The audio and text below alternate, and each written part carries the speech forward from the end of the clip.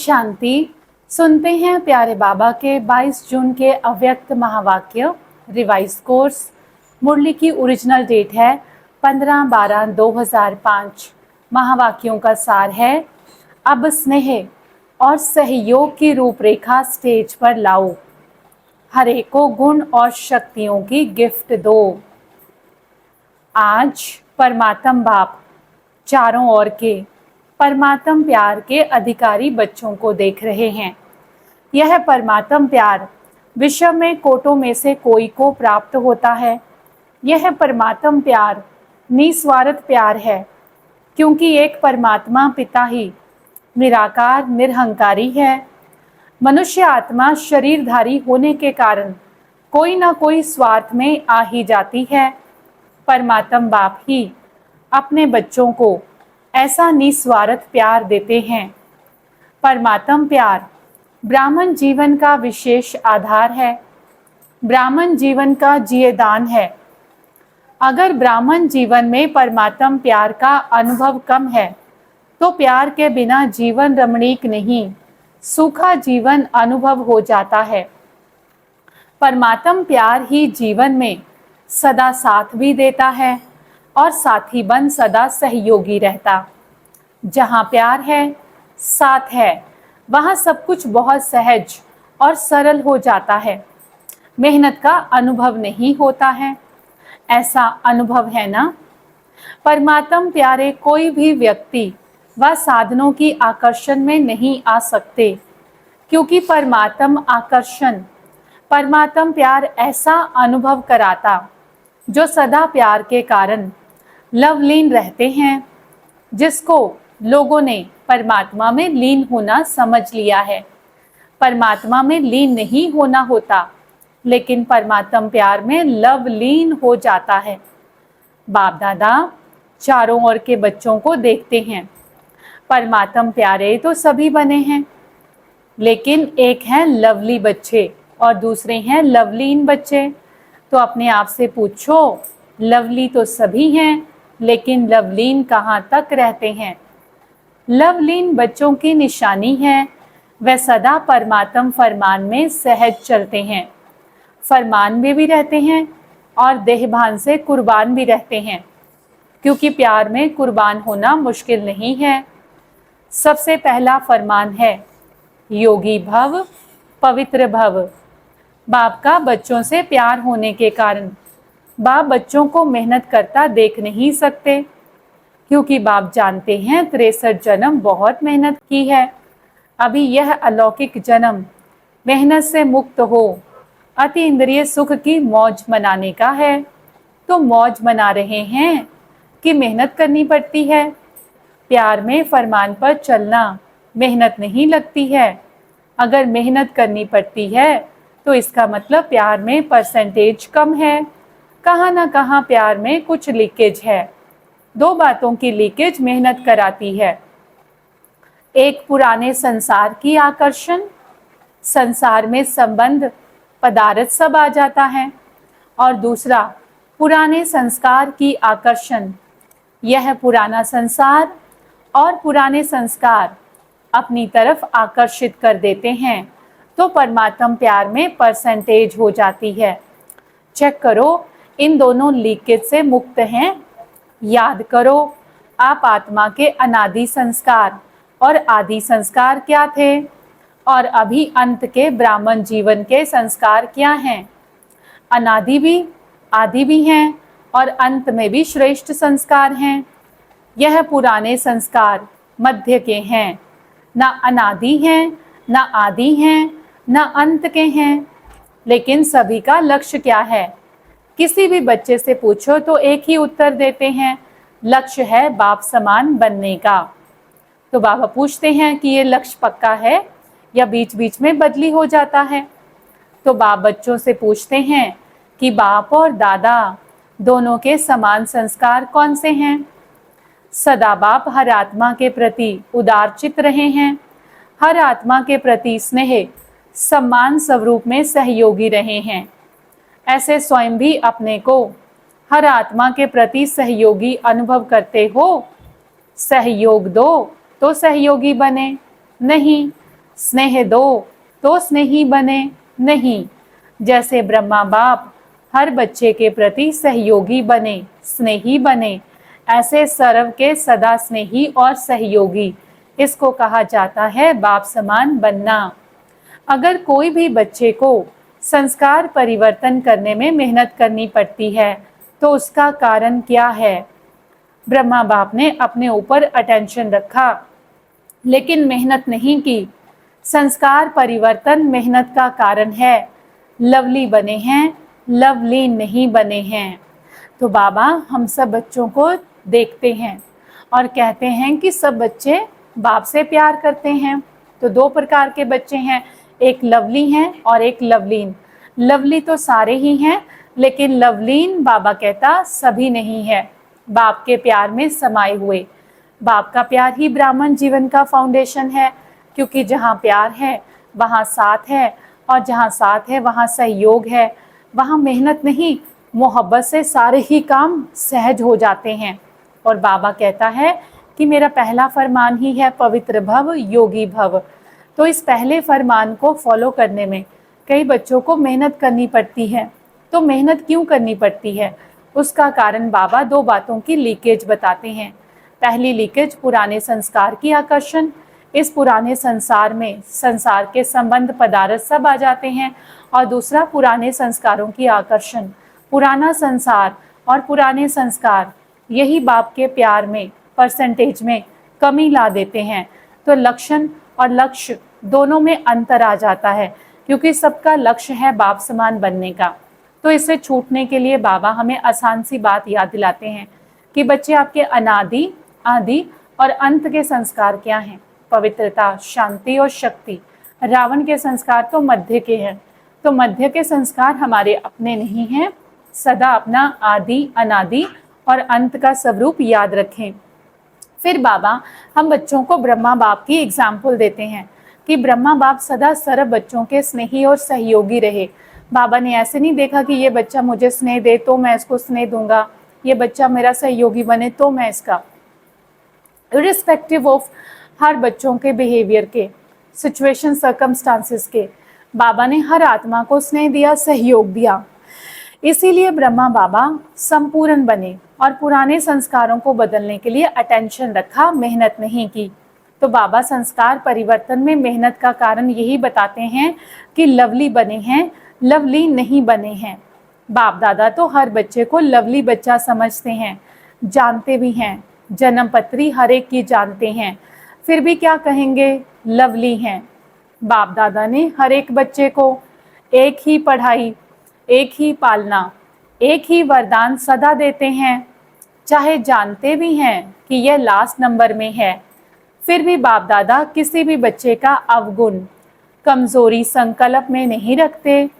लाडला है, सिकिलदा है, मीठा मीठा है, इसी दृष्टि और वृत्ति से देखते हैं, क्योंकि बाप दादा जानते हैं इसी वृत्ति और श्रेष्ठ दृष्टि से कमजोर महावीर बन जाएगा। ऐसे ही अपनी श्रेष्ठ वृत्ति और शुभ भावना, शुभ कामना द्वारा किसी का भी परिवर्तन कर सकते हो। जब आपने चैलेंज किया है कि प्रकृति को भी परिवर्तन करके दिखाएंगे, तो क्या आत्माओं का परिवर्तन नहीं कर सकते? प्रकृति जीत बनते हो तो आत्मा की श्रेष्ठ भावना से, कल्याण की कामना से परिवर्तन नहीं कर सकते हो? अभी नया वर्ष शुरू होने वाला है ना, तो नए वर्ष में सर्व बेहद के ब्राह्मण परिवार के बच्चे एक दो के प्रति अपनी शुभ भावना, शुभ कामना द्वारा हर एक दो को परिवर्तन करने में सहयोगी बनो। चाहे कमज़ोर हैं, जानते हो इसके संस्कार में ये कमज़ोरी है, लेकिन आप स्नेह और सहयोग की शक्ति द्वारा सहयोगी बनो। एक दो को सहयोग का हाथ मिलाओ। इस सहयोग के हाथ मिलाने का दृश्य ऐसा बन जाएगा जैसा हाथ में हाथ स्नेह का मिलाना, सहयोग का मिलाना माला बन जाए। शिक्षा नहीं दो, स्नेह भरा सहयोग दो। न्यारा नहीं बनो, किनारा नहीं करो, सहारा बनो, क्योंकि आपका यादगार विजयी माला है। हर एक मण का, मणके के साथ सहयोगी है, तब माला का चित्र बना है। तो सभी बाप दादा से पूछते हैं, नए साल में क्या करना है? संदेश देने का कार्य बहुत किया, कर रहे हैं, करते रहेंगे। अब संदेश वाहकों के सहयोग और स्नेह की रूपरेखा स्टेज पर लाओ। महादानी बनो और अपने गुणों का सहयोगी बनो और बनाओ। ऐसे अपने गुणों का है तो परमात्म गुण, लेकिन जो गुण आपने अपने में बनाए हैं उस गुण की शक्ति से उन्हों की कमजोरी को दूर करो। तो बाबा पूछ रहे हैं, करेंगे ना? क्योंकि आपका टाइटल ही है मास्टर सर्वशक्तिवान। तो सर्वशक्तिवान का कर्तव्य क्या है? शक्ति की लेन देन करना। बाप द्वारा मिला हुआ गुण आपस में लेन देन करो। यह सहयोग की गिफ्ट एक दो को दो। नए वर्ष में ये गिफ्ट देनी है, तो इस वर्ष में एक दो में गुणों की गिफ्ट दो।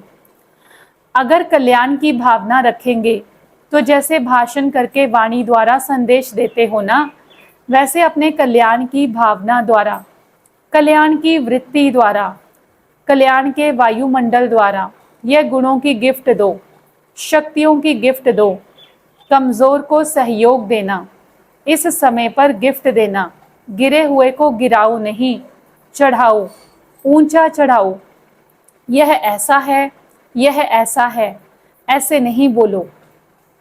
यह प्रभु प्यार का पात्र है। कोटों में कोई आत्मा है, विशेष आत्मा है, विजयी बनने वाली आत्मा है। यह दृष्टि रखो। अभिवृत्ति, दृष्टि, वायुमंडल चेंज करो। कुछ नवीनता करनी चाहिए। कमजोरी देखते देखो नहीं, उमंग दो, सहयोग दो। ऐसा ब्राह्मण संगठन तैयार करो तो बाप दादा विजय की ताली बजाएगा। आप भी बार बार तालियां बजाते हो। बाप दादा भी मुबारक हो, ग्रीटिंग्स हो, उसकी तालियां बजाएगा। आप भी साथ में ताली बजाएंगे ना? अभी ताली बजाई तो अच्छा किया, लेकिन विश्व के आगे ताली बजे, सबके मुख से ये आवाज निकले, हमारे इष्ट आ गए, हमारे पूज्य आ गए। तो बाबा हम बच्चों को ऐसा लक्ष्य रखने को कहते हैं, क्योंकि अभी सभी इंतजार कर रहे हैं। अभी इन्हों का इंतजार समाप्त करो। समय, प्रकृति सब इंतजार कर रहे हैं। प्रत्यक्ष होने का इंतजाम करो। देखो प्रकृति भी अभी कितनी तंग हो गई है, तो प्रकृति को भी शांत बना दो। आप प्रत्यक्ष हो जाएंगे तो विश्व में शांति स्वतः हो जाएगी।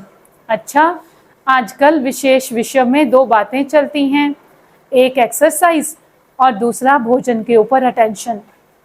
तो आप भी यह दोनों बातें करते हो। आपकी एक्सरसाइज कौन सी है? शारीरिक एक्सरसाइज तो सब करते हैं, लेकिन मन की एक्सरसाइज अभी अभी ब्राह्मण, ब्राह्मण सो फरिश्ता और फरिश्ता सो देवता। यह मनसा ड्रिल का अभ्यास सदा करते रहो।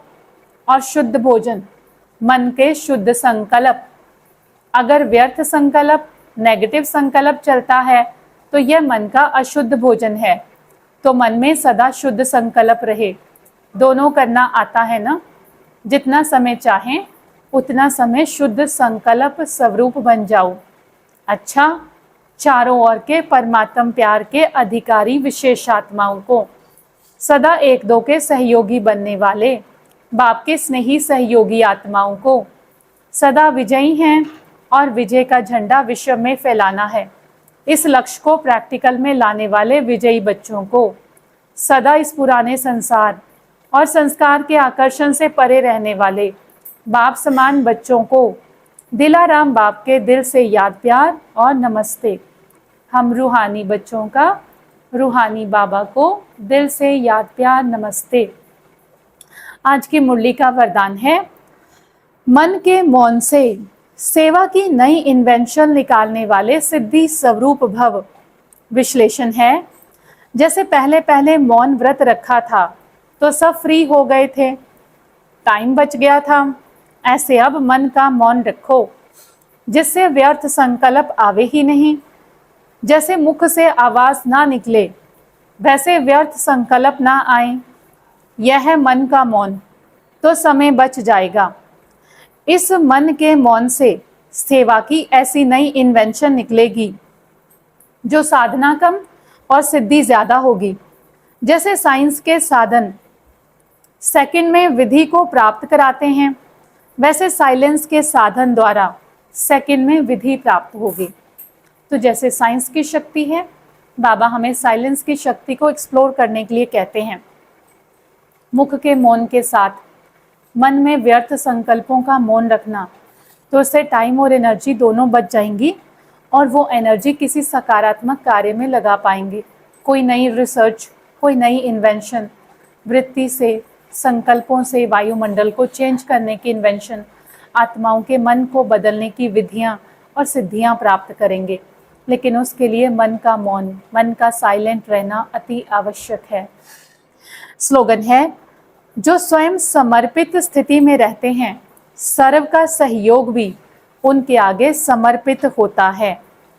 अव्यक्त इशारा है, अनेक प्रकार के व्यक्ति, वैभव अथवा अनेक प्रकार की वस्तुओं के संपर्क में आते आत्मिक भाव और अनासक्त भाव धारण करो। यह वैभव और वस्तुएं अनासक्त के आगे दासी के रूप में होंगी और आसक्त भाव वालों के आगे चुंबक की तरह फंसाने वाले होंगे। तो बाबा हमें व्यक्ति, वस्तु, वैभव सबसे मुक्त होने के लिए अनासक्त भाव धारण करने के लिए कहते हैं। बेहद की वैराग्य वृत्ति, आत्मिक भाव धारण करने के लिए कहते हैं। जब हम सोल कॉन्शियस स्टेज में स्थित होंगे तो हमें कोई भी व्यक्ति, साधन, सुविधाएं, पदार्थ खींच नहीं सकते। लेकिन अगर मेरी आसक्तियां होंगी, देह अभिमान में होंगे और आसक्तियां, इच्छाएं होंगी, तो ये चीज़ें चुंबक की तरह मुझे अपने पीछे भगाएंगे, फंसाएंगे। इसीलिए श्रेष्ठ योगी सदा अनासक्त आत्मिक भाव में स्थित रहते हैं। आज की मुरली में बाबा हम सब बच्चों को एक दो के अवगुण ना देखते हुए एक दो को गुणों का दान, गुणों की गिफ्ट देने के लिए प्रेरणा देते हैं। बाबा कहता, भाषण की सेवा, वाचा की सेवा तो बहुत कर ली, लेकिन अब समय है एक दो को स्नेह देने का, गुणों की गिफ्ट देने का। आप गुण कर्म में लेकर दिखाओ, सामने वाली आत्मा को अपने कर्मों में गुणों का ऐसा एग्जाम्पल बन के दिखाओ कि उनको भी पता चले कि सहन शक्ति का, धैर्यता का, मधुरता का गुण क्या होता है। किसी को भी ऐसे कहना ये तो ऐसा है, ये तो ऐसा है, वो गिरे हुए को और गिराना है। तो बाबा कहता, गिरे हुए को और नहीं गिराओ, उसको और ऊंचा चढ़ाओ, उसको शाबाश दो। ये विशेष आत्मा है, ये परमात्म प्यार का अधिकारी आत्मा है, ये विजयी आत्मा है। ऐसी शुभ दृष्टि, शुभ भावना, शुभ कामना रखेंगे, वायुमंडल को बदलेंगे तो कोई भी आत्मा परिवर्तित हो सकती है। अभी के समय को देखते हुए विशेष ब्राह्मण संगठन को मजबूत करने की ज़रूरत है और उसके लिए गुण ग्राहक दृष्टि की अति आवश्यकता है। इसीलिए बाबा कहता, स्नेह और सहयोग की रूपरेखा को स्टेज पर लाओ, एक दो को गुण दो, गुणों की गिफ्ट दो, संपन्न और संपूर्ण आत्मा बनो। प्यारे बाबा का शुक्रिया। अच्छा, ओम शांति।